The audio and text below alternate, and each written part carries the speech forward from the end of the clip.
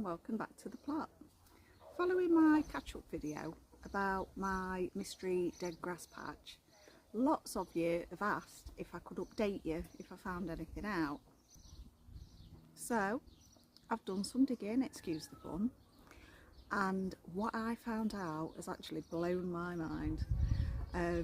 Bearing in mind that the theme of this channel is victory garden, dig for victory, wartime advice for gardeners, allotment gardeners. This is a big coincidence, but it turns out that where the allotment stands was built directly in the geographical footprint of a former massive World War I army camp.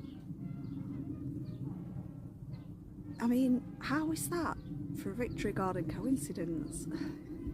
The structure of the camp was a grid of thousands of wooden huts laid out in rows. So I had a dig, and what I found under the dead grass patch was like a sandstony, hardcore like substance. And at first I thought, oh, it's probably like an old brick shed base or something. But on going doing my research and finding out about these huts and this big World War I camp, army camp, I'm actually hitting the original foundations and roadway sub-base of the army camp. What I'm digging up is a compact layer of crushed sandstone or limestone that engineers laid heavily in 1915 to stabilise the muddy, waterlogged terrain for 30,000 marching soldiers. So when the camp was dismantled in 1920, the wooden structures were dismantled or sold off, but the heavy stone infrastructure of the roads and the parade grounds were simply left in the ground. Was transitioned into a village. Allotments for the workers were created, and topsoil was spread all over the old camp grid. Where my plot sits on the blueprint which I've seen of the modern day village over the top of the army camp, my plot sits directly on this point where it's hitting, where the topsoil is meeting that century-old military surface. Apparently, because this hard-packed layer was the active ground level in 1915, the soil immediately sitting in top or mixed into it is where allotment gardeners quite often find World War I badges, buttons, old clay pipes, old bottles. And I have actually, while digging on the plot, found an old Vulcan glass bottle stopper from around that period. I think it's got a date on it. It's definitely got a maker's name on it. But me being me, I went, oh, this is antique. I'm going to take this home. I'm going to clean it up and I'm going to put it somewhere safe. Never seen it since. So when I do find it, I will show it to you. Apparently, soldiers were permitted to purchase beer, stout and ginger beer from the camp's YMCA and garrison canteen. Local purveyors would actually load up wagons or early lorries from their breweries, drive up to the camp line and drop off thousands of crates of screw top glass bottles. The soldiers would obviously sit outside the wooden huts on this very ground, drink the drink, and then dump the screw top bottle tops into the sandy soily substrate. And then along comes me years later and digs it up and promptly loses it. And what I also found is this tiny little duck or goose created from wood. And I actually found this just digging to put the potatoes in, and it was under the very top layer of the soil. But the condition that it's in, and it just amazes me, to be honest. Now again, I've done my research, and based on other findings as well in the area and in other areas, old army campsites, it could be a handmade sweetheart brooch pin. Soldiers apparently frequently carved these miniature figures, painted beautifully on the front, which that really is, left flat on the back to mount a pin or a small strip of fabric to, and it was designed like that so it could be sent home in a letter to a loved one to wear on a lapel or on a coat. The tiny wings were pinned on or glued on to give the tiny brooch 3D layered effect. The other thing that it could be was a homemade barracks game piece. It may have been crafted to slide along a table, or a hand-drawn cardboard game board. In the drafty, dimly lit huts, the soldiers quite frequently would have played these kind of board games like Fox and Geese or Ludo, and a duck or a goose token would be a highly recognised game piece during these times. So you could imagine that they're sat there in the huts playing, the wooden huts with these wooden floors with gaps in between, and it's just got knocked and fallen down between a gap into the substrate below, and it's laid there for years, and everything's come down, obviously things have changed, it's just got buried under the surface, and it's been preserved because of the quality of the soil being so free draining and so stony, and quite acidic as well, I think, and it's just literally preserved it so well.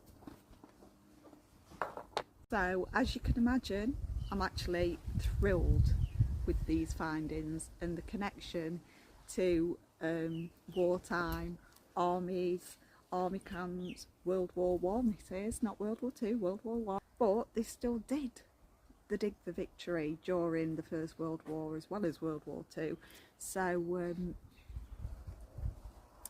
yeah, I'm very excited about it, and it just makes what I'm doing feel all the more like the right choice in theme, and it just came to me from nowhere as well, so it's quite a funny coincidence, that is.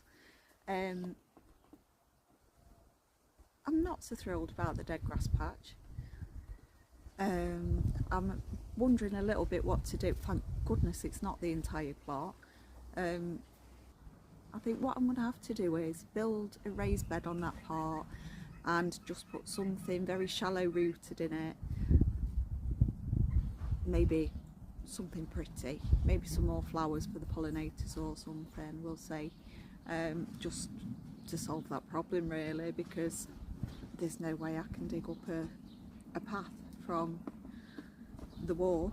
There's no way that I'm going to be able to fix that problem. If it's an old ancient century old pathway, there's no way that I can, you know, get around that one without machinery and huge costs, which is just not worth it for a patch, is it? Yeah.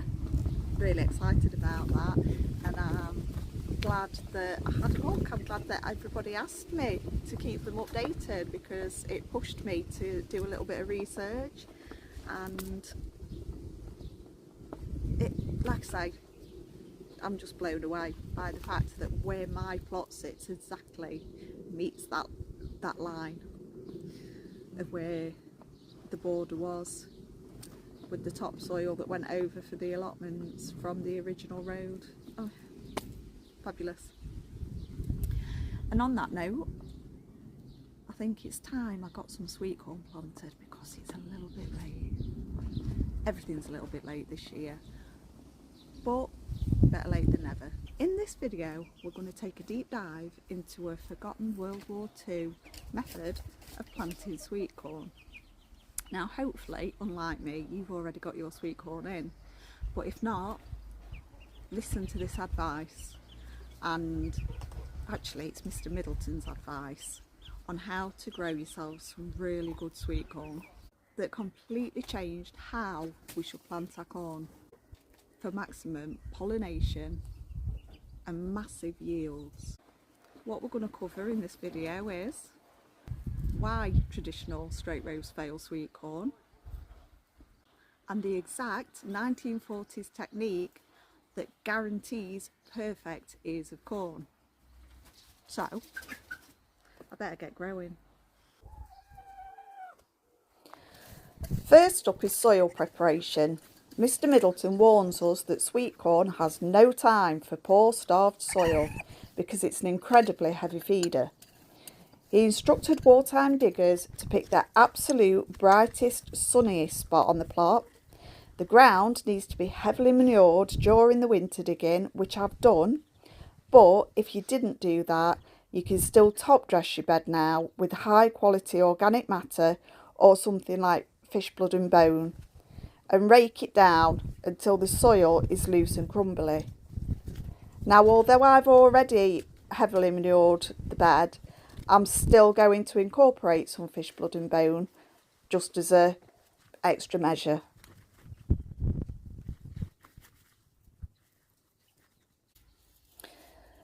Now, here is the absolute golden rule where most beginner gardeners fail. Do not plant sweetcorn in single file. Middleton explained that if you line them up like you would runner beans, the British wind will just blow the pollen right off the plot, leaving you with empty, useless cobs, because sweetcorn is entirely wind pollinated.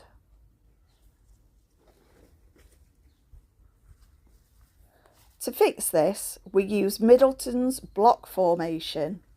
Take your trowel, measure out a grid, space your plants 15 to 18 inches apart in both directions. By planting in a tight square like a 4x4 grid, the pollen falls directly from the top tassels down onto the silks of the neighbouring plants. Perfect pollination every single time, he assures us. Anchor the stems and keep it clean. When planting out, handle the root balls with absolute care, unlike I'm doing here. Bury them to the exact same depth they were in the pots, and firm the earth gently, always with your hands, never your boots.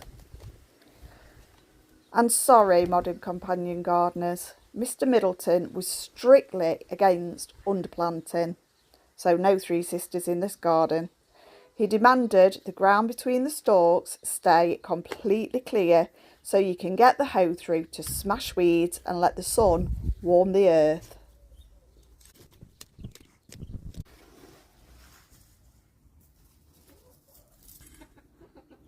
Finally, here is his pro-level storm protection tip. As your stalks climb towards, say, 2 feet high, draw extra soil up around the base of the stems. This earthing up forces the plant to shoot out powerful anchor roots, which stops sudden summer gales from blowing your hard work flat. Give the whole block a massive drink of water. Keep them wet if the summer gets dry, which at the minute it is, and you'll have a prize-winning harvest by August. hopefully. If you want to see how these wartime methods compare to modern gardening tricks, hit that subscribe button and let me know in the comments, are you team block planting or have you tried the Three Sisters? How did it work for you? Thank you for watching. I hope you've enjoyed learning about the history of the plot as much as I've enjoyed finding out about it. I hope you've enjoyed seeing the chicks and how big they've got. And I hope that the tips on the growing sweet corn from Mr. Middleton do you proud. Good gardening to you all. Keep your hoes moving.